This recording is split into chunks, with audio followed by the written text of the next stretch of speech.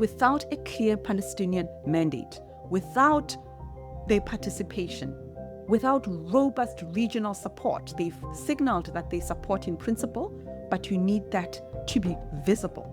Gaza's future, my friends, cannot be determined in Washington, Paris, or London. It must be rooted in Palestinian consent. This episode was brought to you by 91. Hello, everyone. Welcome to the Readiness Report with me, Redi Tlhabi, and the Daily Maverick. It's such a weird moment to start this podcast.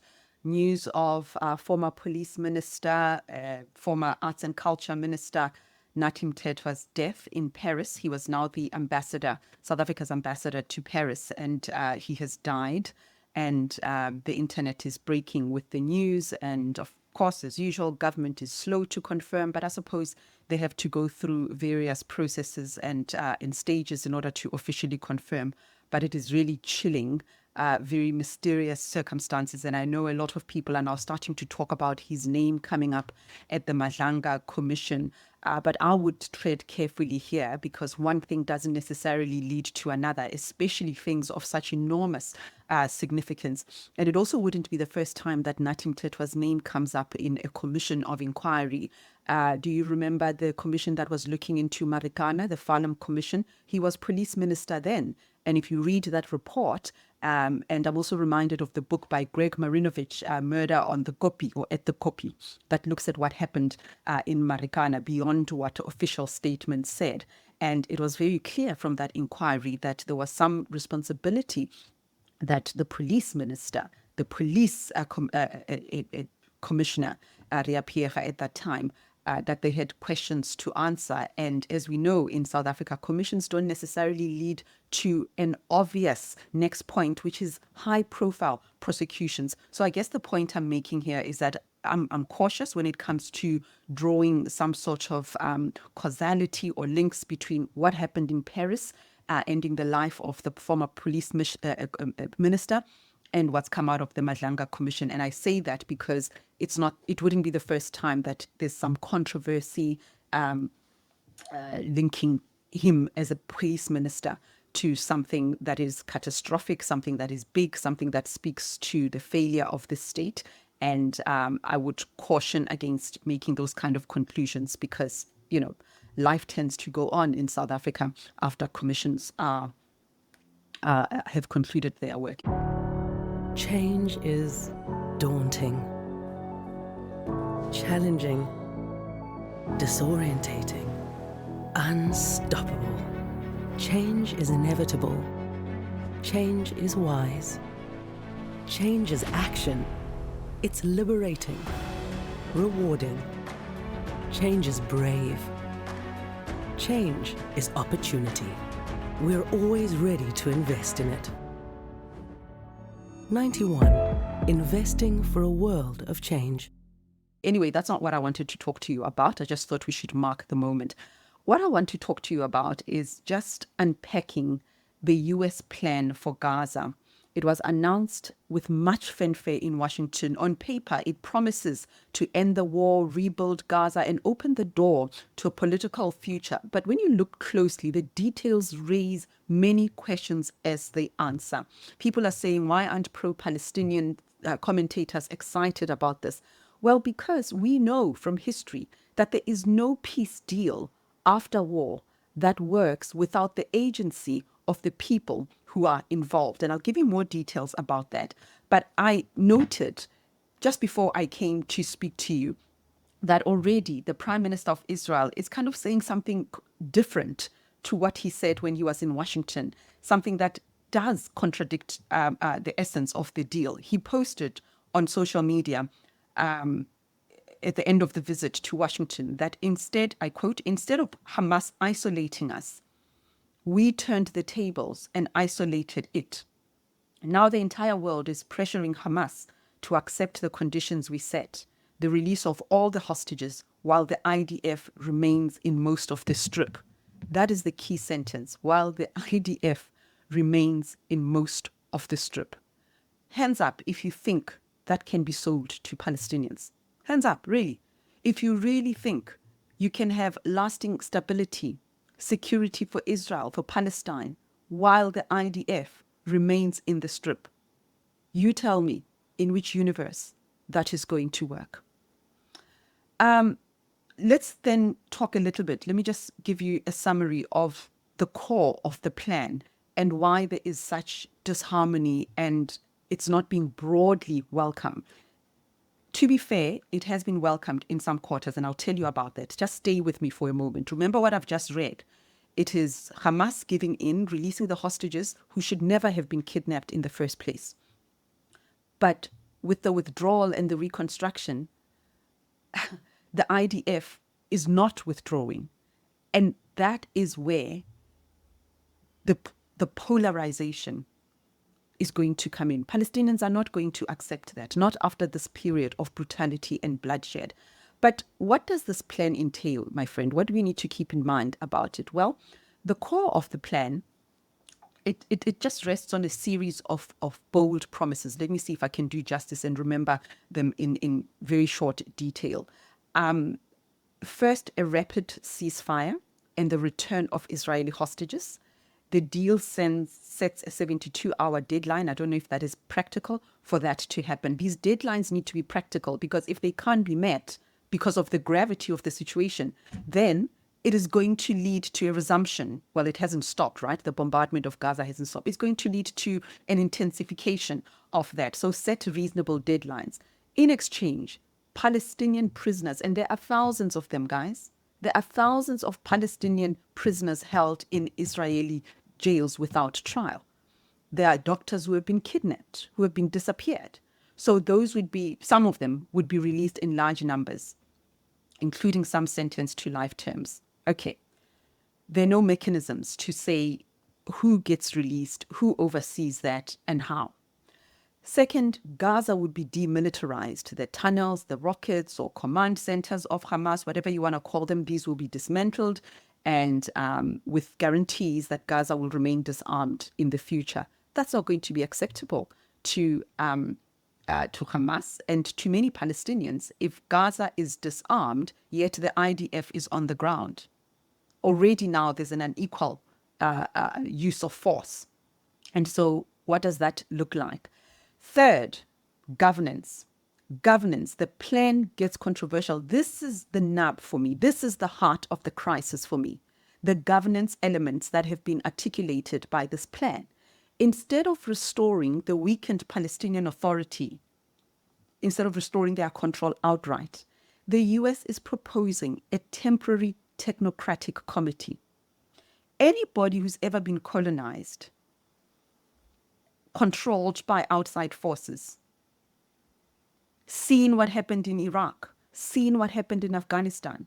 Hands up if you think this is going to work.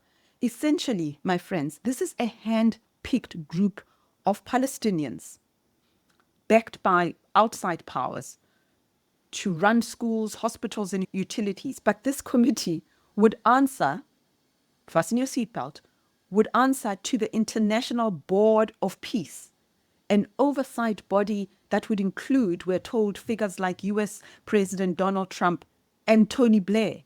Iraq war on Iraq, anyone? He's discredited from that front, destabilizing a country, causing a war, participating in it, creating structures that cannot endure because they don't have local buy-in. Tony Blair, give me a blooming break. Give me a break. I'm going to go back to this issue because that is the main point of contention. Fourth element of the plan is security. So you guys are staying with me, right? I told you that the core elements are rapid ceasefire, release of Israeli hostages, in return, Palestinian prisoners released in numbers. Second, I said demilitarization. Third, I said governance, and this is the issue I'm going to go back to. So I'm on the fourth issue, security. The plan envisages, can you say that? Or envisions. Oh, my English. You can take a girl out of the township, but you can't take the township out of, what am I saying? Township people can speak English. Envisions. The plan envisions an international stabilization force, Arab and global partners who would deploy to Gaza, support a new Palestinian police force and allow Israeli troops to withdraw. So, the Arab world is involved somehow. And then, of course, another controversial issue, Reconstruction. We are right to be cynical about it because it was Donald Trump who, in front of Benjamin Netanyahu earlier this year, a couple of months ago, talked about turning Gaza into the Riviera of the Middle East, push people out, turn their property and land into prime property, into prime land near the beach for rich billionaires all over the world. So this is a problem. Billions of dollars to flow in for reconstruction that's needed, roads, electricity, water systems, and even special economic zones designed to jumpstart the economy. It sounds reasonable. It sounds reasonable, but we need to be careful. You can't pull something like this without domestic, grassroots, local agency. You can't pull it off if people are set to make money out of the process. You can't pull it off with outsiders who have been discredited. You can't say to a people that has been under occupation that we will continue some sort of neo-colonial project on your land. On paper, it looks like a comprehensive package, but several issues jump out for me. Who chooses these technocrats? If Palestinians are not at the center of the governance committee, how legitimate will it be? What happens if Hamas, which still holds deep roots in Gaza, resist?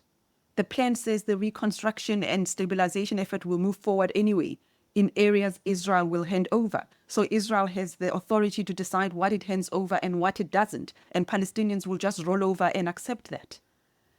That risks fragmenting Gaza into zones of control. And that's not going to work long term. Okay? It's a hollow victory. It can't endure. There's the question of accountability. Guys, Afghanistan, Iran, the US in Somalia, the US in Haiti. If a board of peace oversees Gaza's governance, to whom is it accountable? To Washington? To donors? Or to Palestinians on the ground? Security is a puzzle. Who commands this multinational force? How long will it stay? What's the exit plan? Iraq again? How do you prevent clashes between local factions, some of whom are backed by Israel, by the way? This is something Israel has not denied. There's a video of Netanyahu saying, of course, when we fight an enemy, we fight an enemy in different ways. This is in response to an accusation that Israel was arming some groups to destabilize the dispensing of aid, to steal aid, when he was boldly accused of that. He didn't deny it. He says, well, of course, we deploy and we use different mechanisms to beat the enemy. And then, of course, reconstruction. Who benefits from this reconstruction? The plan gestures at Palestinian self-determination, hinting at some pathway to statehood. But we can't ignore what Israeli ministers have also said. They want to drive Palestinians off. Okay, complete annexation. So I'm just saying that the benchmarks are vague. The reforms are undefined. The conditions could not very well not be acceptable to everybody on the ground. And because of that, this is not going to work. And I am concerned about Netanyahu just barely 24 hours later, he's talking about the IDF staying there. And that is the problem. I'm going back to the matter of political agency, but let me also just be fair that there have been some regional reactions to this plan across the Arab world. The deal has been formally welcomed, at least on paper, leaders from the Gulf and beyond describing it as a serious effort. We saw India's Prime Minister Modi, I can't remember his exact words, but he talked about it being a serious effort and encouraging as well. The United Arab Emirates pressed Israeli minister to accept the plan, warning that normalization of ties depends on this. Arab governments, though, have stressed that they will not accept forced displacement of Palestinians. That has to be guaranteed. No forced displacements, nor any arrangements that sideline Palestinians. Donald Trump has said that people can leave voluntarily, those who choose to stay. But here's the problem. It can also be manipulative. You make a place so uninhabitable. The bombing continues. You interfere with the water supply, the delivery of nutrition, peanut butter, for goodness sake. You accuse everyone of being Hamas. So you just render the conditions impossible to live with, and that will indirectly force people out. But there are those who are calling it a sincere effort. I think it's important, even as we critique it, to be factual. The Palestinian Authority, which doesn't enjoy all the support, welcomed the plan, calling it a sincere step and signaling readiness to work. But, my friends, just a couple of weeks ago, the United States denied the very same Palestinian Authority visas to come to the UN General Assembly.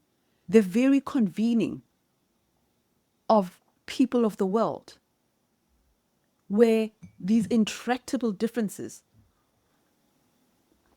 can be discussed and decided upon. Symbolically, you exclude the Palestinian moderate voice. We're not talking about Hamas here, guys. We're talking about the Palestinian Authority. You exclude them from the process. You host Netanyahu at the White House, and the two of you announced a plan.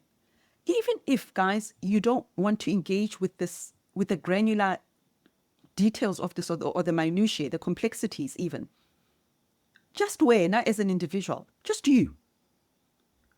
There is a war going on, which is now being called widely a genocide by none other than the UN report that was released 2 weeks ago.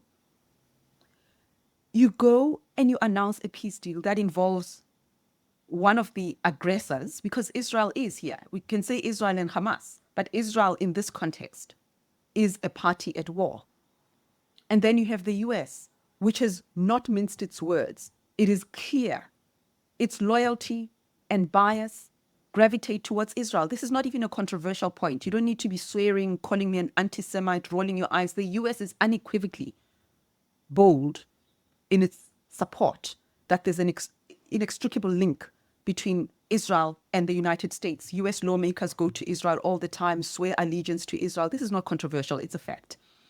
So you basically have two people on the same side announcing a peace deal, and the other side is not even at an optics level.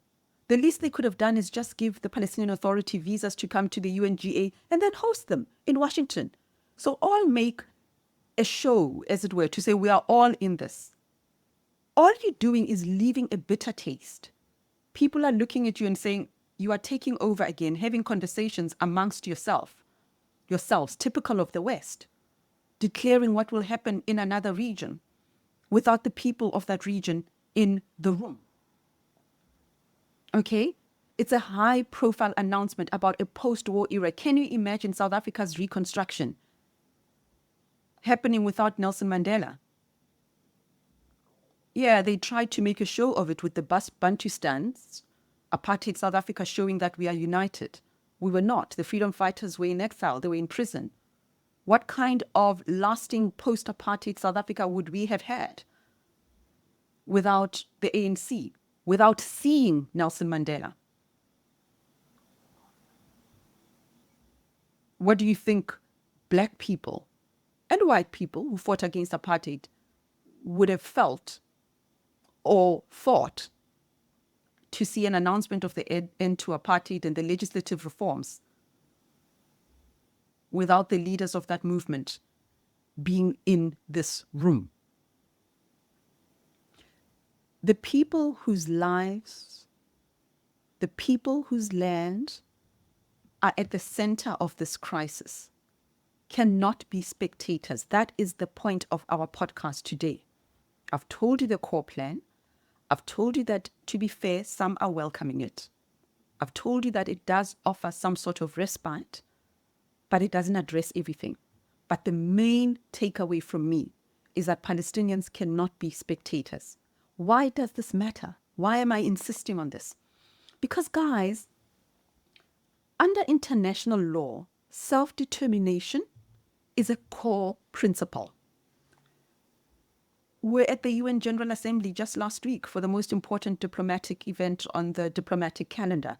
The UN Charter enshrines self-determination, and human rights treaties affirm it. I'm not making it up. To design Gaza's future without Palestinians is not only politically tone deaf, it directly undermines the legitimacy of any arrangement. The International Court of Justice recently reminded the world Palestinians have a right to determine their own political destiny. The deal risks losing the support, the agency, the people who must operationalize it. It looks like a form of, I learned a new word in the last 24 hours. I would have said neo-colonialism, neo-imperialism, but I'm hearing commentators that I respect talking about neo-trusteeship. Your Tony Blairs are the trustees. Outsiders managing local affairs. That's not just optics. It could harden divisions between Gaza and the West Bank, weaken the Palestinian Authority further, and make reconciliation even harder. And then you do the symbolic things. You deny people visas, the moderates in this place. You go and bomb the negotiators on a friendly nation's soil, Qatar. Apparently Trump asked Netanyahu to apologize just a few weeks ago. How do you think you can make peace work when you keep being the aggressor, even in areas where it's not necessary? You could give the Palestinian Authority just space for the optics. You can give them visas to get to the UNGA. You could not bomb negotiators in the middle of negotiations on friendly soil. Qatar has been an ally of the US at least, even as it plays both sides. And then there's the Blair factor, guys. There's the Tony Blair factor. Tony Blair's reputation, give me a break, from the Iraq War and his controversial tenure as, what do they call him? Quartet, I don't know, it's like a musical term, quartet envoy. They've left deep scars in the region. For many Arabs, his leadership signals external imposition, not partnership. People also going in to make money out of this tragedy. Even if you put the principle of self-determination aside, this deal looks shaky in practice without a clear Palestinian mandate, without their participation, without robust regional support. They've signaled that they support in principle, but you need that to be visible. In conclusion, Gaza's future, my friends, cannot be determined in Washington, Paris, or London. It must be rooted in Palestinian consent. And certainly the colleagues I've been speaking to, journalists, writers, activists, they're not supporters of Hamas. They're Palestinian. They're not supporters of Hamas, by the way. But they also don't want to be put in a situation where they must choose between Hamas and outside forces. That's not going to work. That's not going to last. And a respect for international law, a peace deal put together by people who consistently rubbish international law, that doesn't engender trust. And so I'm saying cautious observation, but immediately, I can give you my last dollar, and I only have $1 left. I can give you my last dollar that without the things that I've mentioned, this deal is not going to work. That's the Readiness Report, guys, with me, Redi Tlhabi, in Washington. I'll see you again another time. Bye.